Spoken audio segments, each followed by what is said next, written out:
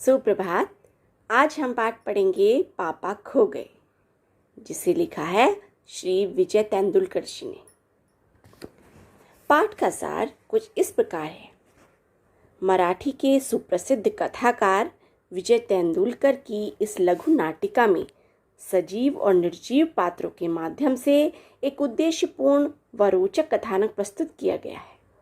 इसमें दर्शाया गया है कि हमारे समाज में कुछ असामाजिक तत्व नन्हे बच्चों को उठाकर ले जाते हैं और उनसे मनचाहा काम करवाकर अपनी आजीविका कमाते हैं। समुद्र के किनारे एक पेड़ व एक खंबा खड़ा है, जिनमें पहले बोलचाल नहीं थी, परंतु एक तूफानी रात में वह खंबा टेढ़ा होकर पेड़ पर जा गिरा। पेड़ ने स्वयं घायल होकर भी खंबे को गिरने से बचाया, जिससे दोनों में गहरी मित्रता हो गई। उस पेड़ के दूसरी ओर एक लाल लेटर बॉक्स भी था, जो पढ़ा लिखा और हंसमुख था। प्रायः लोग की चिट्ठियां चोरी चोरी पढ़ता था और रात के समय भजन और गाने गुनगुनाता था। सामने की दीवार पर चिपका फिल्मी पोस्टर हवा से बार बार टेढ़ा होता तो ऐसा जान पड़ता कि नायिका नृत्य कर रही हो। पेड़ पर एक कौवा विश्राम करने के लिए आता था। एक रात को लेटर बॉक्स मीठी आवाज में गुनगुना रहा था। अपनी नींद में बाधा देखकर कौवा बार बार लेटर बॉक्स को चुप करवाता है।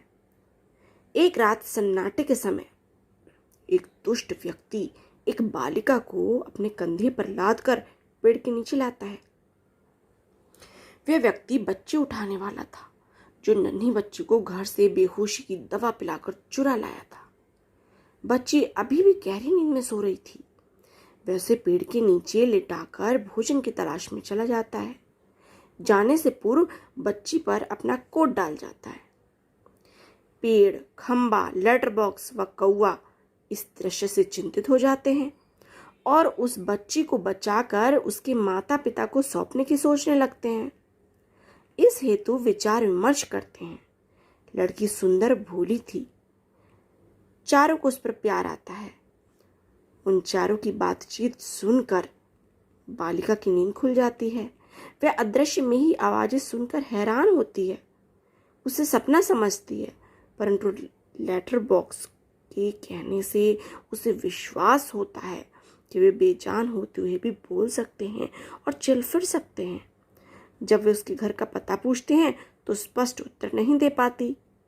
इस बीच वह दुष्ट आदमी भोजन करके पेड़ के नीचे पहुंच जाता है, परंतु बच्ची को वहां न पाकर विचलित हो जाता है। उसे ढूंढकर अपने साथ ले जाने का प्रयास करता है, परंतु बच्ची कभी पेड़, खंबे, लेटर बॉक्स के पीछे छिपकर अपनी जान बचा लेती है। वे तीनों भी उसकी पूरी सहायता करते हैं। अचानक ही कौवा उसे भगाने की तरकीब सोचता है और भूत भूत चिल्लाता है। इससे वह आदमी डर जाता है। इतने में पेड़, खंबा, लेटर बॉक्स व पोस्टर सभी भूत भूत चिल्लाते हैं। वह आदमी इतना डर जाता है कि लड़की का विचार छोड़कर स्वयं जान बचाकर भाग जाता है। उस आदमी के जाने के बाद चारों ने लड़की की तलाश की। अंत में वह पोस्टर वाली स्त्री के पीछे से निकल आती है। चारों मित्र बहुत प्रसन्न हुए। अब कौवे ने विचार व्यक्त किया कि प्रातः काल होते हुए जोर जोर से चिल्लाएगा और लोगों का ध्यान इस ओर आकर्षित करेगा। खंबा भी थोड़ा टेढ़ा होकर पेड़ पर झुक जाएगा। लोग इसे दुर्घटना समझकर पुलिस को बुला लाएंगे, जिससे पुलिस उस खोई बालिका को उसके माता पिता के घर सुरक्षित पहुंचा देगी।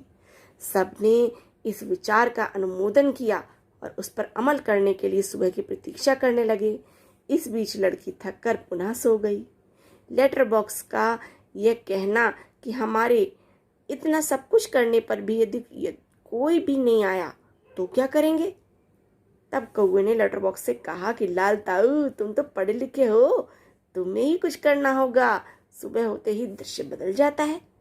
पेड़ झुककर लड़की पर छाया करता है ताकि वह सोई रहे। खंबा टेढ़ा हो जाता है और कौवा कांव कांव करता है और पोस्टर पर लिखा होता है, पापा खो गए।